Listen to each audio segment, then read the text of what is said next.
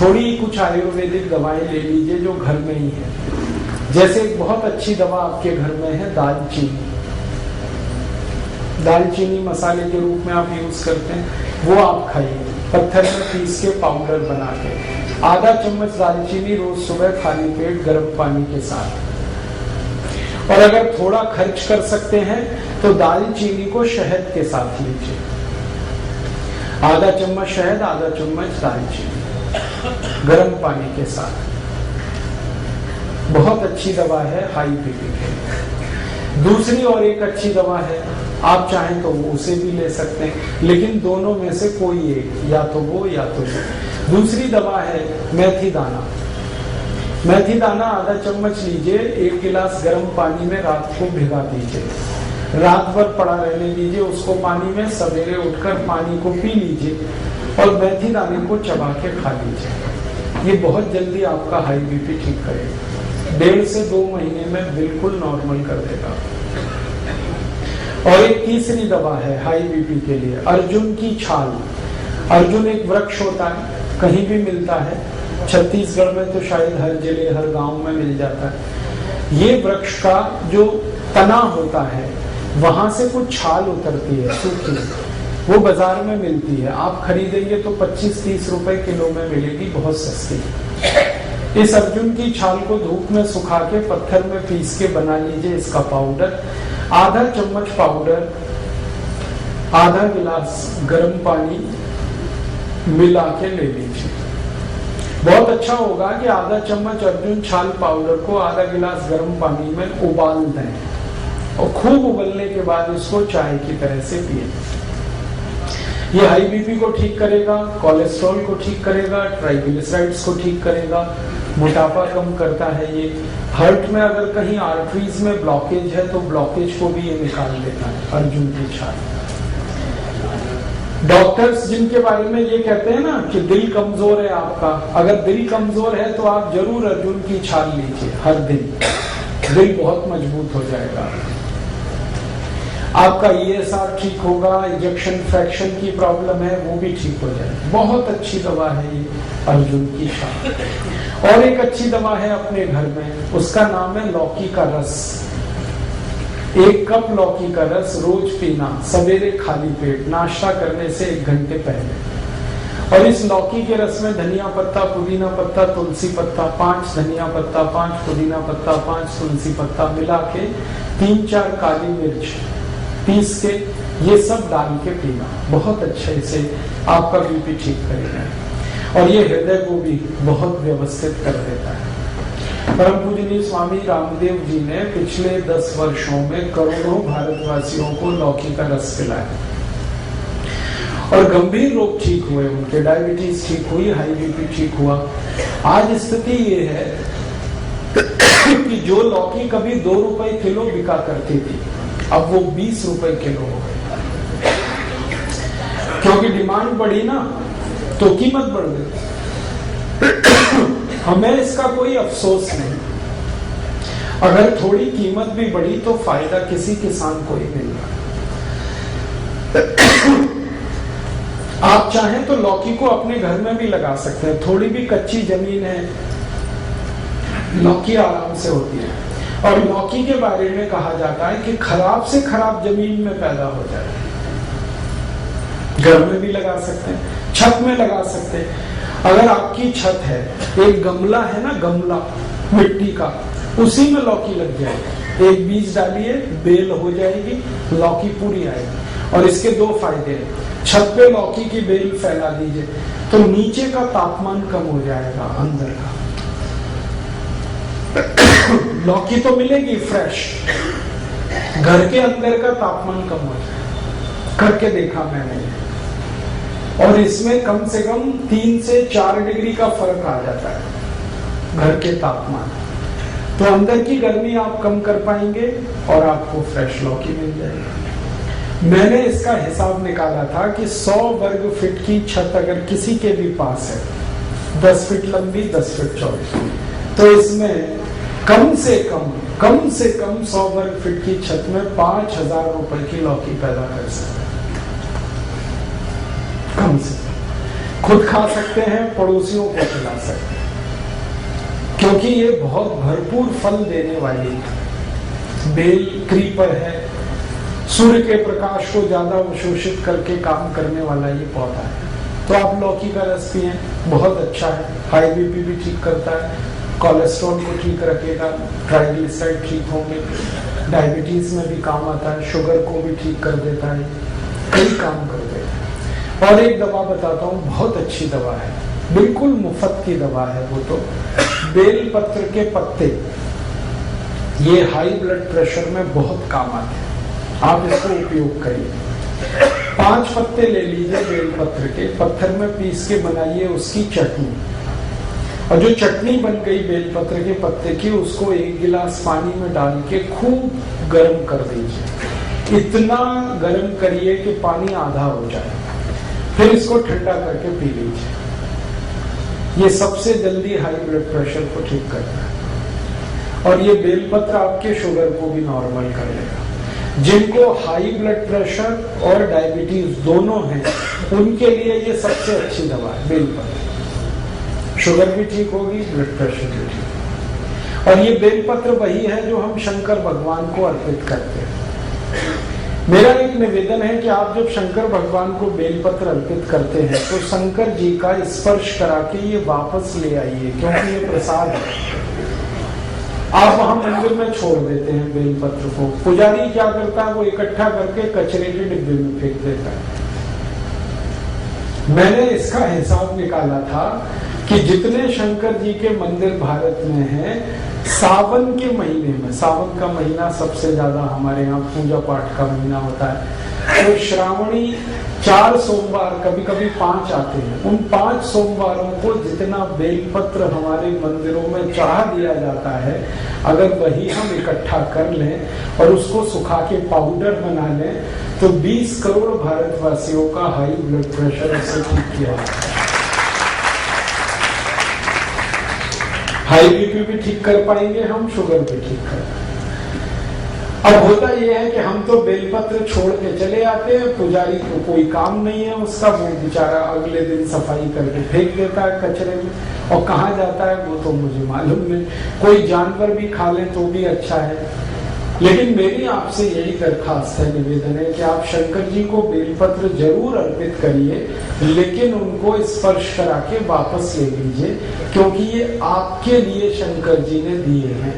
शंकर जी को तो कोई हाई बीपी नहीं है, ना उनको डायबिटीज, ये तो आपकी समस्या है।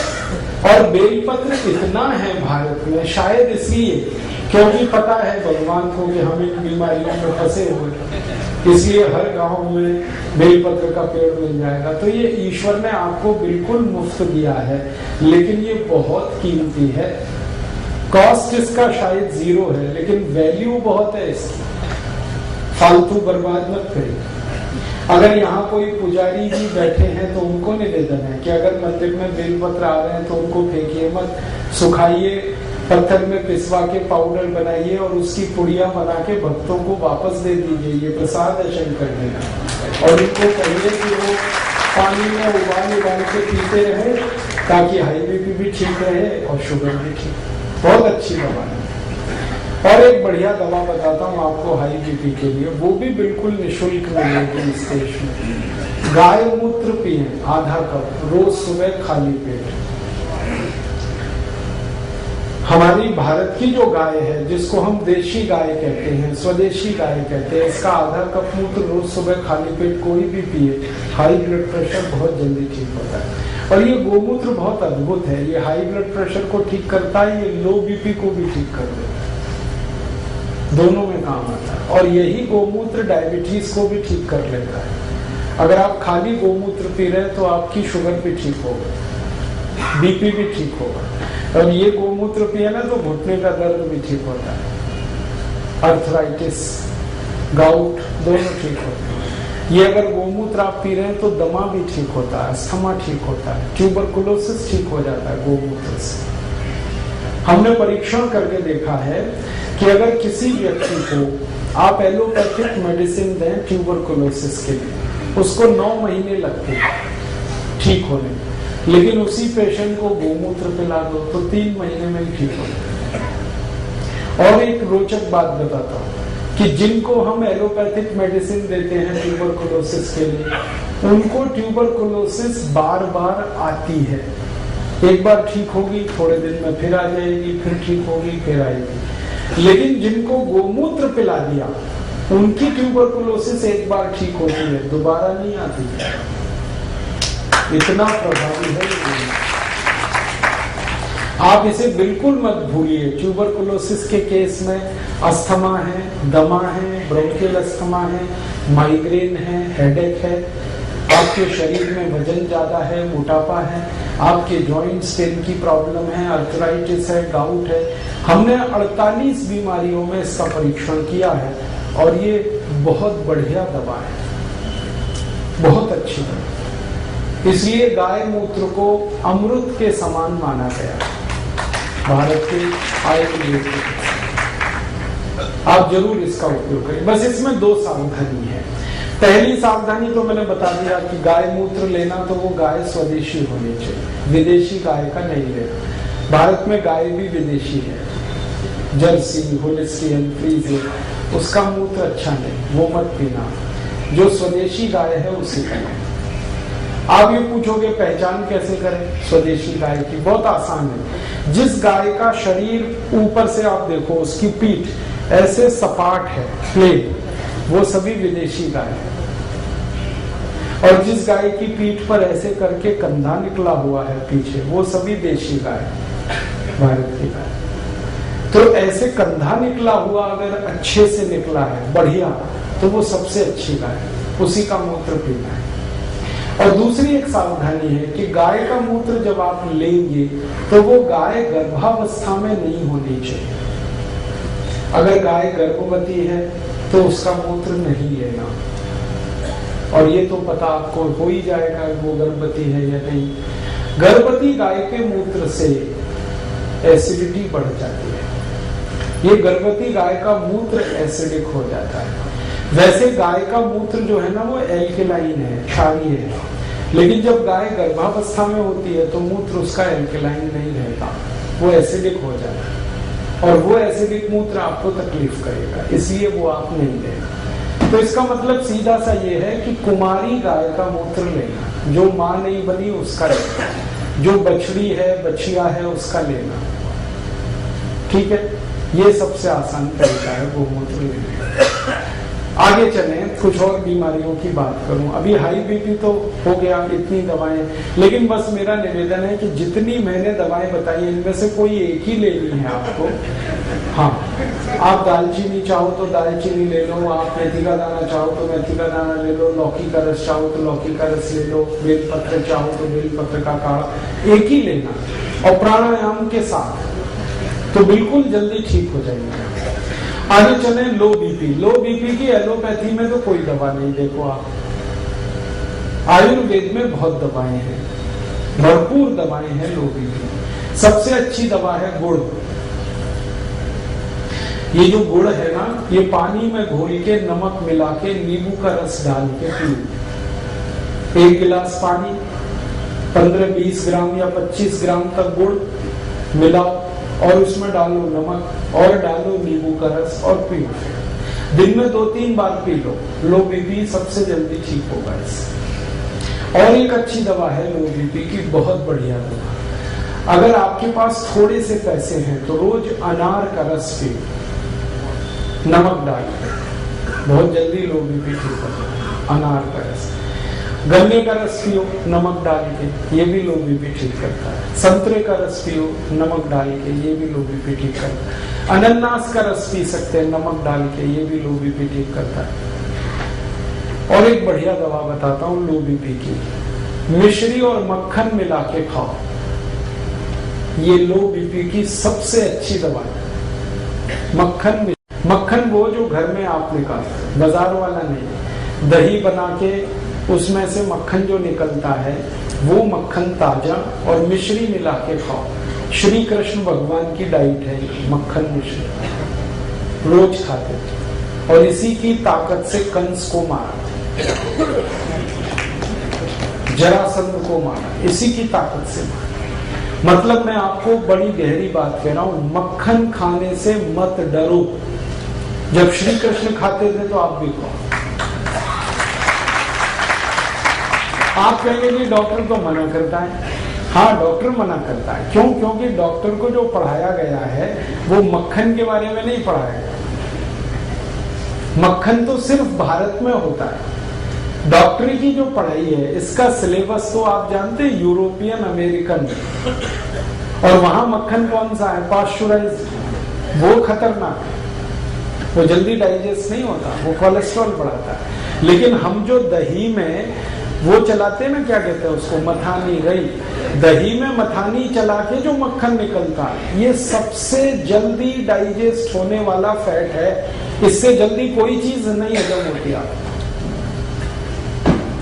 और मक्खन के साथ अगर मिश्री मिक्स हो गई तो ये एक दूसरे के ऐसे जबरदस्त दोस्त हैं कि इनका कहना क्या। मेरा तो आप सभी को निवेदन है कि आपके घर के छोटे बच्चों को ये रोज खिलाओ, मक्खन मिश्री और थोड़ा सा काली मिर्च। काली मिर्च है, थोड़ी काली मिर्च डाल दो, मक्खन मिश्री मिक्स करके रोज नाश्ते में दे दो। बच्चों को तो जरूर देना। मिश्री में चीनी के गुण नहीं होते क्या? मिश्री जो है ना चीनी से नहीं बनती, वो खांड सारी से बनती है। चीनी बनाने का प्रोसेस बिल्कुल अलग है, मिश्री बनाने का बिल्कुल अलग। और मिश्री जब आप खरीदना ना बाजार से, तो मैं बताता हूँ, वो एक गोल बॉल जैसी आती है जिसमें धागा लगा रहता है, वो खरीदना। आजकल मिश्री ऐसी भी आने लगी है जो चीनी जैसी क्यूबिक फॉर्म में, वो मत लेना, वो चीनी से ही बन रही है। जो असली मिश्री है वो बॉल की तरह से होती है, गोल गोल होती है, उसमें धागा लगा रहता है, वो खांड से बनती है। खांड जो है ना चीनी से बिल्कुल अलग चीज है। तो आप वो वाली मिश्री खाओ, मक्खन मिला, बहुत बढ़िया। और मिश्री ना मिले तो गुड़ तो है ही, गुड़ और मक्खन खाओ। लो बीपी में इतने अच्छे रिजल्ट हैं इसके जो किसी मेडिसिन के नहीं। मक्खन गुड़ या मक्खन मिश्री। और एक बढ़िया दवा बताता हूं लो बीपी की। दूध में घी मिला के पियो। 1 गिलास दूध, 1 चम्मच घी, और घी ये गाय वाला, ना मिले तो भैंस वाला भी चलेगा, लेकिन अच्छा गाय वाला। और गाय वही जो देशी। 1 चम्मच घी, 1 गिलास दूध, रोज रात को पी के सो जाओ, लो बीपी बहुत अच्छे से ठीक होगा। और एक बढ़िया दवा है लो बीपी की, वो तो सबसे अच्छी दवा है, सबसे सस्ती है। नमक का पानी पियो, पानी में नमक डाल के पीते रहो। जो सबसे गरीब लोग हैं, जो ना मक्खन खा सकते हैं, ना मिश्री खरीद सकते हैं, ना गन्ने का रस, ना अनार का रस, तो उनको बता दो कि पानी और नमक इतना तो पी सकते हैं। और गुड़ डाल दें तो और भी अच्छा है। नहीं डालें तो नमक पानी पीते रहें दिन में 2-3 बार। मैंने देखा है भारत में, मेरा अनुभव है कि ज्यादा गरीब लोगों को लो बीपी की ही शिकायत है। क्यों? खाने पीने को अच्छे से नहीं मिल रहा है, भरपूर नहीं मिल रहा है। तो लोग जिनको खून कम होगा उनको बीपी कम होने ही वाला है। तो उनको इतना हम बता सकते हैं कि नमक घोल के पानी में पीते रहे, बहुत अच्छा है।